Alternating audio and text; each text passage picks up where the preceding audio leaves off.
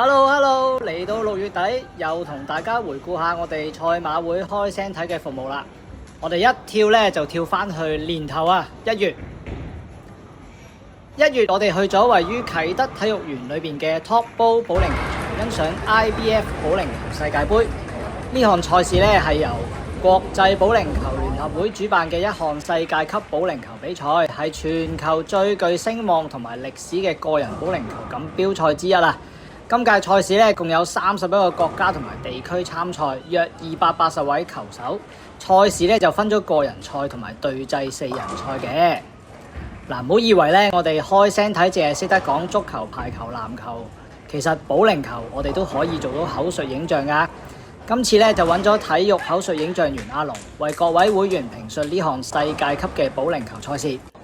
我哋一班視障觀眾坐喺保齡球賽道嘅後邊，一邊聽住保齡球碰撞保齡球瓶嘅噼里啪啦聲，另一邊呢就有阿龍磁性嘅聲音為大家提供描述，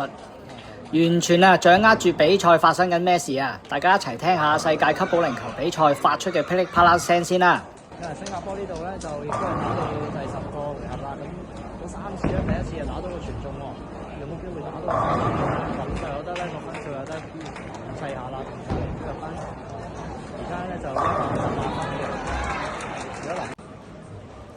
其實呢項賽事之後咧係緊接舉辦世界殘疾人保齡球錦標賽㗎，有我哋嘅視障運動員參加添，可惜撞咗我哋其他活動，所以冇辦法親身入場支持。